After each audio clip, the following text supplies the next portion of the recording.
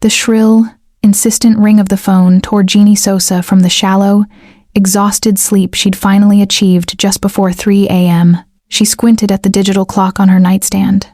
3:17 a.m. Groaning, she fumbled for the device, the screen's harsh light a momentary, unwelcome blade in the absolute darkness of her small Brooklyn apartment. She was a freelance graphic designer, and late nights fueled by caffeine and crushing deadlines were the price of her carefully constructed, isolated life. Every muscle in her body protested the intrusion, begging for the rest that constantly eluded her. "Hello." Her voice was raspy, thick with sleep and irritation. Silence answered, followed by the soft, steady sound of controlled breathing on the other end. It was too calm, too measured for a prank call or a drunk dial. "Hello? If this is a mistake, please hang up." A chill, faint but immediate, ran down her spine, replacing the grogginess. "Where's the package?" The voice that finally responded was deep, controlled, with an edge like a blade. It wasn't asking. It was a command delivered with an authority that instantly sat her bolt upright in bed, her heart hammering against her ribs. "I think you have the wrong number," Jeannie said, the sudden fear tightening her throat. "I don't know what you're talking about." She tried to hang up, but the man's next words stopped her cold. "Don't play games with me." His voice dropped lower, each word pronounced with deliberate, terrifying precision. "You insist on hanging up. Fine, but first tell me, who are you? Describe yourself. Where do you live and work? That's none of your business. I am hanging up now and calling the police." A low sound, not quite a chuckle, came through the speaker. "The police won't help you, Jeannie Sosa." The use of her full name, said with such casual certainty, was a violation. "My name is Robert Smith," he stated slowly, as if the name itself should carry weight and dread. Jeannie felt a hysterical urge to laugh.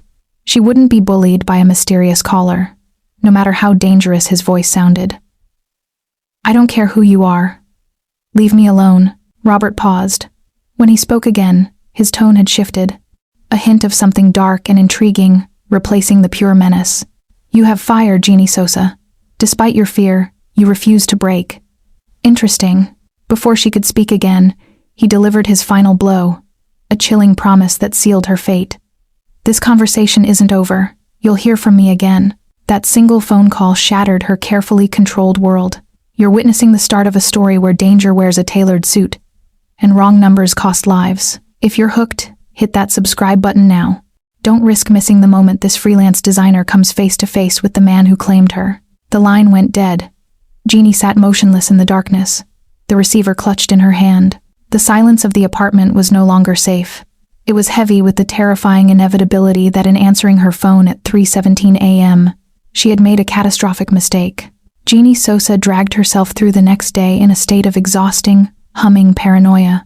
The quiet dread that Robert Smith's voice had instilled was far more draining than 100 late-night deadlines. She kept replaying the conversation in her mind, the cold authority, the silence of the breathing, and the chilling promise that he would be back. She worked from home, but the illusion of safety her small Brooklyn apartment usually provided had evaporated. Every siren that wailed down the street, every muffled voice from the hallway, every buzz of her phone made her jump. She tried to rationalize it away. It was a sophisticated prank, a wrong number placed by someone looking for a similar name, but the specific threat in his voice, the way he had pronounced her name, refuted every logical explanation. Consequently, she missed a crucial deadline for a repeat client, a lapse that, in her precarious freelance world, felt like a catastrophic failure. Her carefully controlled life was already beginning to fray, and it was all because of a call she should have ignored. She ate a late, solitary dinner, the food tasting like ash, and by 9 o'clock that evening, she was scrubbing her kitchen counters with a ferocity that bordered on desperation, trying to scour away the residue of fear. Then, the intercom buzzed, the sound loud and abrasive in the quiet apartment. It was Manuel, the night doorman, his voice cracking slightly through the speaker. "Miss Sosa, I have a delivery for you. A very large, very expensive arrangement. They almost didn't fit in the service elevator." Jeannie's stomach dropped. Flowers. The call wasn't a mistake. "Just bring them up, Manuel. Thank you." When Manuel finally appeared, his arms were struggling to manage the sheer volume of the arrangement. It was a spectacular display, almost obscenely extravagant. The flowers themselves were dramatic and unsettling. A cascade of deep black orchids nestled among startlingly white roses. They were beautiful, breathtakingly so, but carried the undeniable scent of menace. They belonged in a gangster movie, not her utilitarian Brooklyn apartment. Manuel, a kindly man who rarely saw Jeannie socialize, looked confused. "Is everything all right, Miss Sosa? They cost a fortune, I imagine." "They're fine, Manuel," Jeannie managed, forcing a thin smile as she took the massive vase, her fingers brushing the chilled petals. "Just a client."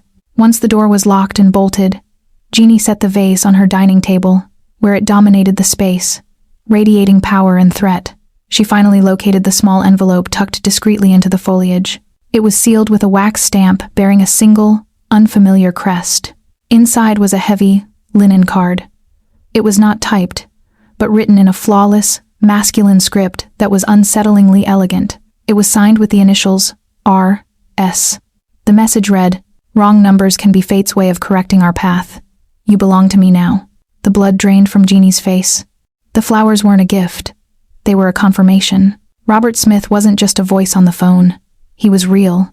He was dangerous, and he had the resources and the audacity to find her, track her exact name and address, and send an open declaration of ownership to her home. She realized the true terror was not that she had answered a wrong number, but that he had turned her isolation, her greatest defense, into her biggest vulnerability. He knew where she slept. Her first panicked instinct was to call the police. But what would she say? "A deep-voiced man sent me very expensive flowers and a creepy note." There was no proof of a crime, only proof of sophisticated surveillance and terrifying intent. Robert Smith had claimed her openly, without fear of exposure, because he knew he was untouchable. The arrangement of black orchids and white roses was not just an intimidation tactic. It was the first, silent escalation of the danger, a monument to the fact that her small, carefully controlled life was now irrevocably compromised. She knew, with chilling certainty, that the conversation was, as he had promised, far from over. Would you like me to continue with Chapter 3, where Robert makes his public declaration of ownership? 3 days passed, stretching Jeannie's nerves to a breaking point. The black orchids and white roses stood on her dining table, a stunning, silent effigy of her fear. They were too beautiful to throw away, but too threatening to ignore. She hadn't called the police, paralyzed by the knowledge that Robert Smith was waiting for her next move. The only strategy she could cling to was the resumption of normalcy, hoping her routine would act as a shield. She couldn't work at home anymore. The walls felt paper-thin, the windows like wide-open eyes. So, on Friday afternoon, she took her laptop to her favorite coffee shop in Williamsburg, a sprawling, sunlit cafe full of young professionals and artists. It was the epitome of Brooklyn casual, a place where she had always felt invisible and safe. She hunched over her screen, the roar of the espresso machine and the chatter of the patrons providing a comforting blanket of noise. She was trying to finish the client work she'd missed, desperately trying to anchor herself back into the reality of CMYK and vector graphics, when the atmosphere in the room abruptly changed. It wasn't a sound or a commotion. It was a shift in focus, a subtle but undeniable drag of attention toward the entrance. Jeannie looked up, her blood turning to ice. He walked in like a force of nature dressed in a tailored suit. Robert Smith. He was taller than she had imagined from the sound of his voice imposing, with the kind of broad, powerful shoulders that expensive fabric couldn't soften. The suit was charcoal, immaculate, and stood out in the room full of ironic t-shirts and worn denim like a predator among prey. He was devastatingly handsome, but his beauty was cold, almost architectural, defined by sharp cheekbones and eyes that seemed capable of reducing everything they landed on to numbers and facts. He moved with an innate confidence that suggested he wasn't just walking into a coffee shop, but taking possession of it. His gaze swept the room with economy and immediately found her. He didn't hesitate, didn't check his phone, didn't look at the menu. He walked directly toward her small 2-person table, threading through the occupied space, as if the chairs and people were minor obstacles to be ignored. When he reached her, Jeannie's mouth was dry. She watched him slide into the chair opposite her, setting a heavy, silent presence between them. He didn't ask permission. He just sat, placing his hands flat on the scarred wooden table, and waited. "Get out!" Jeannie hissed, her voice barely audible over the cafe noise but sharp with adrenaline. "I will scream." Robert's lips curved in a smile that was more acknowledgement than amusement. "You won't, Jeannie. You're far too cautious to make a public scene over a conversation." He leaned in slightly, his voice deep and smooth, yet still possessing the edge like a blade she recognized from the phone call. "Besides, I traveled a long way to see you. You didn't answer my texts, and I felt the need to apologize for the flowers. They were, perhaps, too subtle. Apologize? Jeannie demanded, her fear finally giving way to white-hot fury. She slammed her laptop shut. You broke into my life. You stalked me. You sent an anonymous threatening message to my apartment. I want to know who you are, and why you're doing this. Robert didn't flinch. He simply met her gaze, his expression unreadable. You already know who I am, Robert Smith.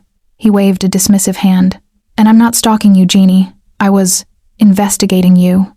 I had to ensure the information I received about you was accurate. Jeannie stared at him, appalled. Investigated? What information? Everything, he replied calmly, as if discussing the weather. I know where you live, where you work, your frustrating deadlines, your preferred brand of coffee beans. He paused, his gaze softening marginally, a terrifying intimacy in his tone. I know that your brother, Daniel Sosa, died in a car accident 2 years ago, a tragedy you've never quite recovered from, which is why you built this quiet, isolated life. The reference to Daniel hit her like a physical blow, silencing her rage and bringing the panic rushing back. That was information only a background check or a serious investigation could yield. The quiet life she had built to heal was now utterly transparent to this dangerous stranger. You have no right, she whispered. Right is a luxury I don't afford myself, Robert stated. He looked around the bustling cafe, then back at her, closing the distance between them, just with the intensity of his focus. His voice dropped to a low, absolute murmur that was impossible to misunderstand. You called it a catastrophic mistake to answer the phone. I call it fate. He leaned in further, his scent expensive cologne, something clean and dangerous filling her senses. He delivered his declaration with absolute certainty, a command that brooked no argument. From now on you belong to me, Jeannie Sosa. Not as a possession, but as someone under my protection, whether you want it or not. Your quiet life is over. The sheer arrogance, the crushing dominance of the statement, took her breath away. In the midst of the crowded, noisy cafe, she felt utterly alone, claimed by a powerful man who had just shattered the last fragments of her freedom. The world, for Jeannie Sosa, had become a surveillance film in which she was the unwilling star. 5 days crawled by after the confrontation in the coffee shop, and though Robert Smith made no further direct appearance, his claim echoed in every quiet moment. She tried to revert to her routine, but she now saw a threat in every ordinary detail. The same delivery truck idling on the corner for too long, the man in the fedora reading a newspaper at the bus stop, the way the shadows fell on the street outside her apartment after dark. She no longer felt isolated. She felt profoundly, terrifyingly, watched. Her phone, once a mundane work tool, had become an object of dread. She checked it compulsively, dreading a message, yet increasingly aware that only Robert Smith seemed to know what was happening around her. The notification finally flashed one Tuesday afternoon, not from a contact, but an unknown, encrypted number. The message was terse and formal, a chilling continuation of his earlier declaration. 7 p.m. Vespers in Midtown. Dress appropriately. I expect you to be on time. Jeannie's stomach twisted with a mixture of fear and white-hot indignation. He hadn't even phrased it as an invitation, let alone a question. It was a royal summons. She grabbed her phone and typed a furious, trembling reply. I am not your property. I am not coming. If you contact me again, I will go directly to the police with your name, the flowers, and your threats. She hit send, a brief, hollow feeling of victory washing over her. The victory lasted exactly 10 seconds. Her phone immediately rang, displaying the same encrypted number. She knew she shouldn't answer, but the raw anger vibrating through her compelled her to pick up. You are refusing me, Jeannie. Robert's voice was different now. The sophisticated, intriguing tone was gone, replaced by something harder, colder, the controlled, unforgiving edge of a weapon being readied. I am refusing to be terrorized, she spat. You have no hold over me. You are a stalker, and I will expose you. A breath of silence stretched between them, heavier and more dangerous than any shout. Let's dispense with the fantasy, shall we? You believe this is a game of harassment. It isn't. His voice became lethally precise. You have exactly 30 seconds to listen to the truth before you make a decision that will cost you your life. He didn't wait for her consent. That phone number you mistakenly answered? It was 1 digit off from Marcus Delacroix, an individual who recently betrayed my organization and absconded with critical encrypted files. Files containing evidence of corruption that could ruin dozens of powerful people. Jeannie was momentarily speechless, the reality of the underworld threat finally piercing the wall of her denial. I don't care. That has nothing to do with me. It has everything to do with you now, Robert cut in, his tone sharp with urgency. Marcus is dead. He was killed 2 days ago by a rival organization, run by a man named Vincent Calabrese. Calabrese is hunting those files. My people were looking for Marcus. Calabrese's people are looking for anyone connected to that phone number. The name Delacroix meant nothing, but the name Calabrese brought a fresh, searing wave of terror. This was not a creepy romance. This was a deadly, organized hunt. Calabrese's people are not as discerning as mine, Jeannie, Robert continued, the threat chilling in its understatement. They will track you down. They will believe the phone number coincidence means you have the files, or know where they are, and they will not ask you for your eye color. They will torture you for information you don't possess, and then they will discard you. Why are you telling me this? She whispered, the raw fear finally overwhelming her fury. Because I claimed you, he stated, the possessive declaration suddenly carrying the cold weight of a life preserver thrown into a churning sea. I don't tolerate my claims being hunted by rabid dogs. I offer you protection. It is both a promise and a command. Refuse, and you are on your own in the crosshairs of a conflict you cannot comprehend. He paused, letting the full weight of the choice settle over her. She imagined the black orchids, the expensive suit, and the cold, professional certainty in his voice. Against the anonymity of Calabrese's hunters, Robert Smith, the self-proclaimed mafia boss, suddenly seemed like a devastatingly powerful, terrifyingly attractive necessity. He was the devil, but perhaps the only devil capable of keeping the other devils at bay. Vespers. 7 o'clock, Jeannie said, her voice shaking but firming with the reluctant acceptance of a fate far darker and more immediate than she had ever imagined. I'll be there. Smart girl, Robert replied, the hardness in his voice receding, replaced by a subtle, satisfied note of control. Don't be late, and wear the green dress. He hung up, leaving Jeannie standing in the middle of her apartment, her carefully ordered life shattered, now clinging to the promise of protection offered by the very man who had destroyed her peace. She had no safe alternative.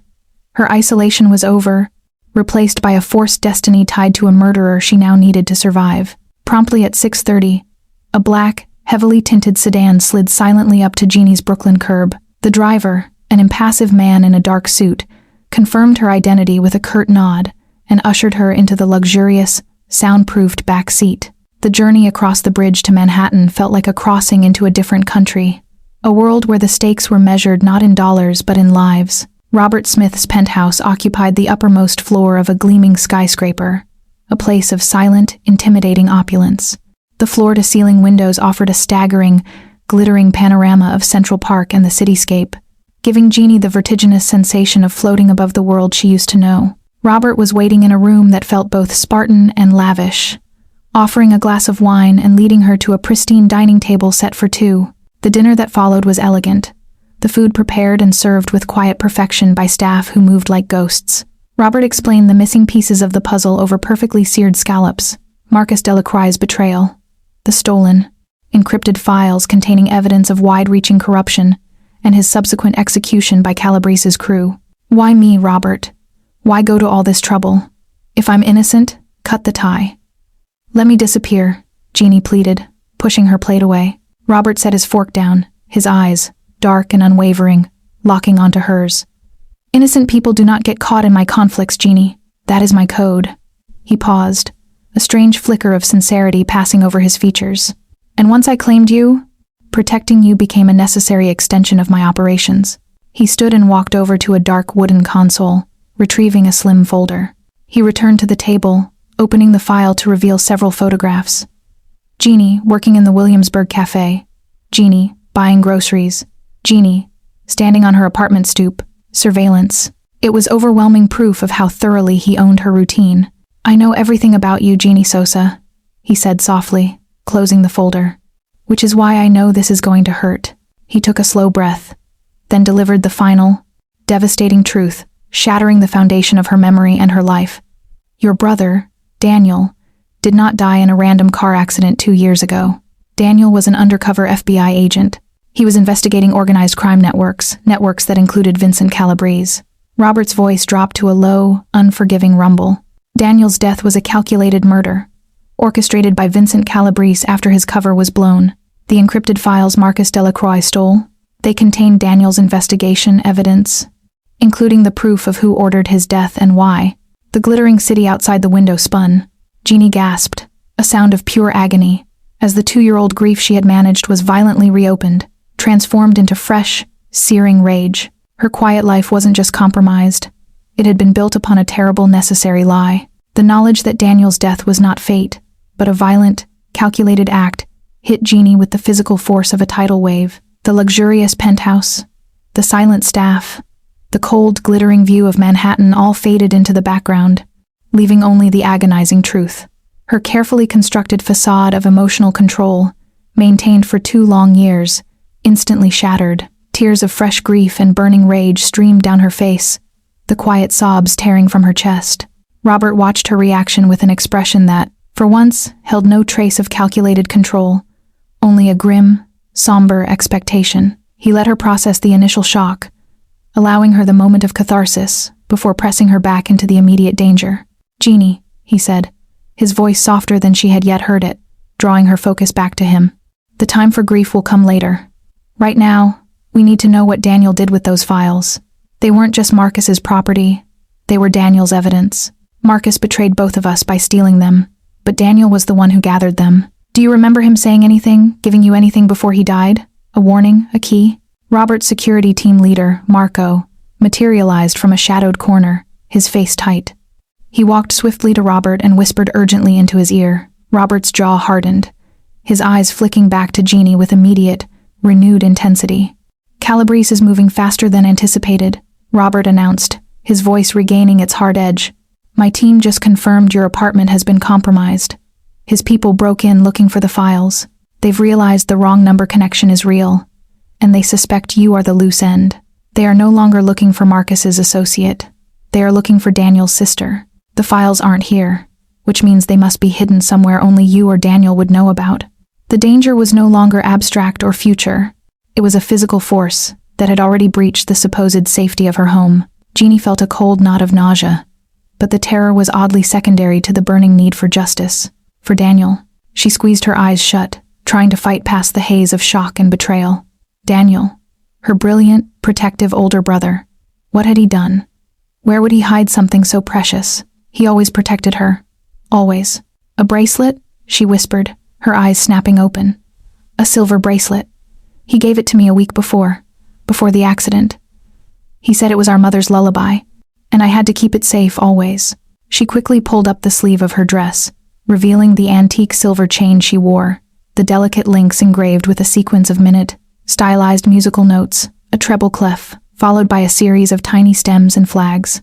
It was the melody to the lullaby their mother used to sing them, a song so personal, so deeply tied to their childhood, that Jeannie had never considered it anything but a cherished memento. Robert didn't hesitate. He gestured sharply to Marco. "Get our encryption expert here now. Tell him to analyze the melodic structure not for music, but for a numerical sequence. We have a code." While Marco relayed the urgent command, Robert's chief tech specialist appeared, a young woman named Maya, working swiftly and silently. Jeannie held out her wrist, and Maya used a macro lens camera to photograph the intricate engraving. Within minutes, the faint musical pattern was translated into a series of digits. Meanwhile, Robert's organization had used Daniel's confirmed identity as an FBI agent to reconstruct his recent movements. They found a digital trail, a short-term rental agreement for a storage unit in Queens, leased in the name of a certain J. Jr. J. Jeannie breathed, the old, familiar nickname instantly unlocking a memory of innocence and safety. Jeanette Jr. That was my nickname as a kid. He always called me JJ. That bracelet wasn't just a memory. It was Daniel's final attempt to protect his sister. If you've ever had someone you would fight for, you understand the burning rage Jeannie feels right now. Hit the like button if you're ready for her to honor Daniel's sacrifice. And please comment below. Do you think Robert Smith is truly trustworthy? It requires an access card and a security code for entry, Maya confirmed, her eyes glued to the screen. We have the location and the card information, but the unit is registered under your name, Jeannie.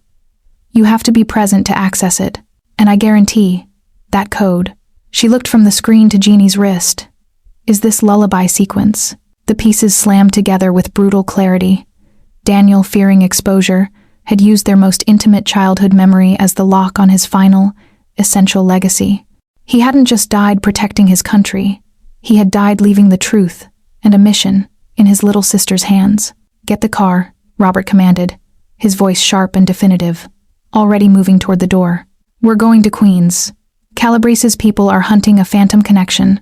We're going to give them a real..." The urgency of Robert's command was immediately vindicated. Before Jeannie could fully absorb the reality of the storage unit, the last precious hiding spot Daniel had engineered, the opulent calm of the penthouse fractured. A piercing alarm, silent to the city but blaring within the structure, lit up a series of screens on the console where Maya had worked. Marco, the head of security, was instantly galvanized. "Perimeter breach. Level 47 and moving up. Professional crew. They're not waiting for an elevator." Robert moved, not with panic, but with lethal efficiency. He didn't even glance at the screens, his entire focus snapping to Jeannie. He grabbed her arm, his grip hard and non-negotiable. "Calabrese found the address too quickly. They must have followed one of my assets from your apartment. Move. Now." Jeannie was yanked from the shattered truth of Daniel's death straight into a nightmare of gunfire and flight. Robert shoved her toward a hidden, reinforced door near the private elevator bay. Marco was already there, pulling a hidden rifle from a recessed wall panel. "Maya, you clean up the data. We're going loud," Robert ordered, drawing a semi-automatic pistol from beneath his tailored jacket, a weapon that, in his hand, looked like an extension of his own cold will. As they reached the escape stairwell, the muffled thud, thud, thud of silenced weapons echoed from below. Robert shoved Jeannie down the stairs, shielding her with his body as Marco took the rear, covering their descent. The staircase was a brutal, concrete blur. "Stay close," Robert commanded, his voice tight but controlled, the first crack in his otherwise absolute composure. They emerged into the penthouse garage, an antiseptic chamber housing a collection of high-end vehicles. Marco threw open the door of a black armored SUV, its windows visibly thicker than normal. Jeannie scrambled into the back seat, followed by Robert, who slammed the door shut just as three figures in tactical gear burst into the garage, firing. The heavy thud of bullets hitting the vehicle's reinforced body was deafening. The SUV screamed out of the garage and onto the street. Marco, now driving with unnerving skill, navigated the Manhattan traffic as if the armored truck were a fighter jet. Jeannie was pressed against the seat, her knuckles white, watching the skyscraper disappear behind them. They were fleeing, running from the terrifying precision of Robert's life, straight into the chaotic danger of a full-scale criminal conflict. "Queens," Robert instructed Marco, his voice regaining its icy precision. "Get us to the storage facility, fast. They'll figure out the JJ connection soon enough." The tension inside the vehicle was suffocating, punctuated only by the occasional sharp, sudden movements of the evasive driving. Jeannie looked at Robert, the man who had just risked a brutal firefight for her, the man who was both her captor and her only salvation. "You said Daniel was investigating organized crime," Jeannie said, the words strained. "How did he even know you? Why did you give him information?" "You're one of them." Robert stared straight ahead, his jaw rigid. The usual cold mask was still in place, but beneath the surface, Jeannie sensed a profound resignation. "We had an arrangement," Robert admitted, the words ground out slowly over the hum of the engine. "Daniel wasn't a reckless agent. He was strategic. He understood that to dismantle corruption at this level, you need to turn the enemy against itself. I have my operations, yes, but I have always operated under a strict code. Men like Vincent Calabrese, they are pigs. They are brutal, reckless, and destroy the fragile order we maintain." He finally turned to face her, his eyes holding hers in the reflection of the city lights flashing past the reinforced window. "I was helping him, Jeannie, secretly. I fed him information on Calabrese and other organizations far more vicious than my own, in exchange for certain allowances and blind eyes for my own operations later on. Daniel's mission was about cleansing the city of the real sickness. His death wasn't just a loss for you, or the FBI. It destroyed a chance for real, structural change in how organized crime operated in New York." He gripped her hand, his touch surprisingly steady and warm against her cold skin. "Those files Daniel hid? They're the last proof. If we retrieve them, his work isn't just a tragedy, it becomes a revolution. It gives his sacrifice meaning. And if I get those files to the right people, I eliminate a problem and honor the only honest arrangement I've ever made in this life." Jeannie stared at him, realizing the true stakes. She wasn't just running for her life. She was running to complete her dead brother's final, dangerous mission, aided by the very kind of dangerous man Daniel had been sworn to expose. Her protector was a criminal, but one who was fighting for a brutal kind of justice, driven by a code of honor she was only just beginning to comprehend. The files Daniel gathered could still make that change possible, and now, they were speeding toward the last hope of finding them. The armored SUV finally pulled up to the storage facility, an anonymous, sprawling complex of gray steel doors and floodlights tucked away in an industrial corner of Queens. The contrast between the cold, utilitarian architecture and Robert's opulent Manhattan penthouse was stark, a perfect reflection of the two worlds now violently colliding. It was well after midnight, and the facility was eerily silent, the air thick with the smell of damp concrete and ozone. Marco positioned the vehicle near the entrance, cutting the engine. 2 minutes, boss, he muttered, sweeping the perimeter with a silent, professional intensity that reassured Jeannie more than any empty promise. Jeannie, moving on raw adrenaline, followed Robert to the main access door. She presented her ID, her legal name, Jeanette Sosa, which matched the JJ Junior account detail Daniel had engineered, and then, with a shaking hand, entered the numeric code Robert had derived from the lullaby engraved on her silver bracelet. It was a sequence of 10 digits, a final, intimate secret shared between her and her dead brother. The lock clicked, the door hissed open, and they slipped inside.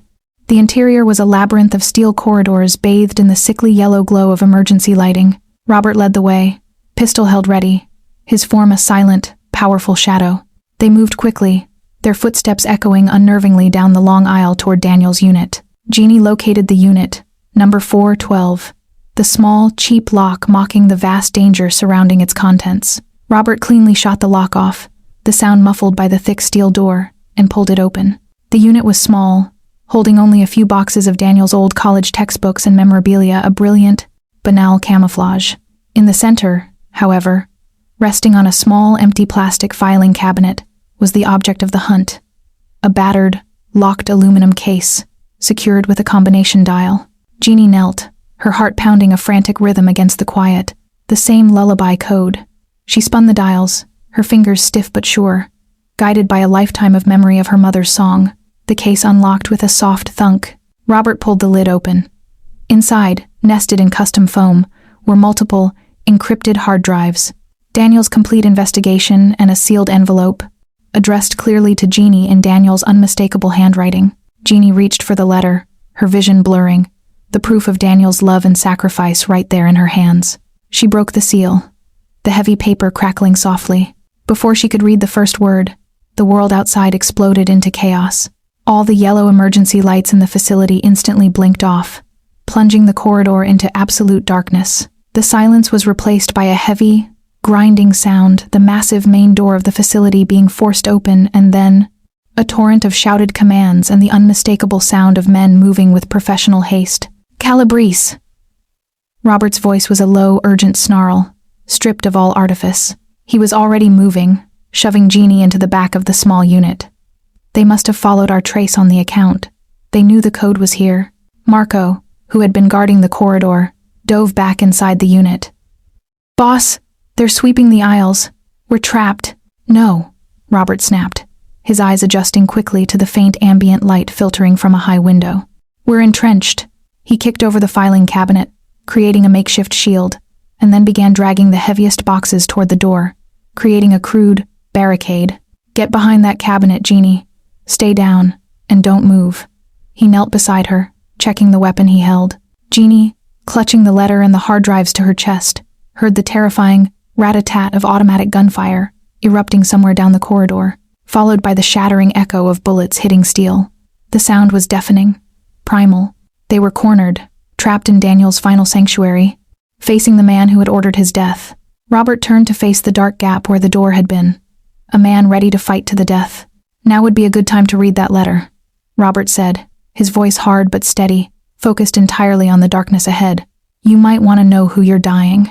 The metallic scream of steel scraping against steel announced the end of their concealment. The flimsy barricade of boxes and a filing cabinet was ripped aside, illuminated momentarily by the flashlight beams of the men crowding the narrow entryway.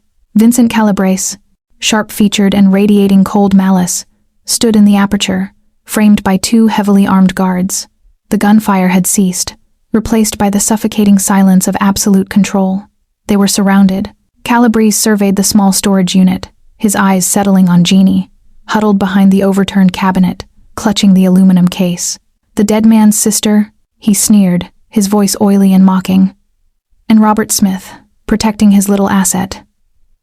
Hand over the drives, Smith.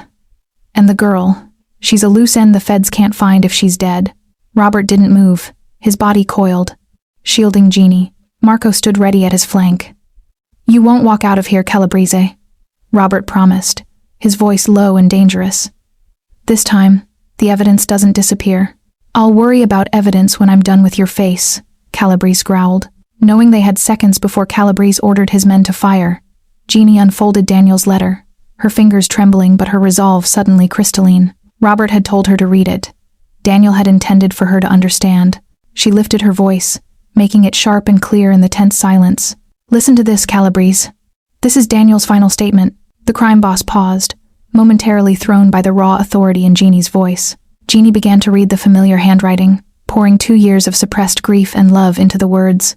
If you are reading this, JJ, it means they found me, and I couldn't beat the clock. Vincent Calabrese ordered my death the moment he realized I was getting too close. The information on these drives proves his direct involvement.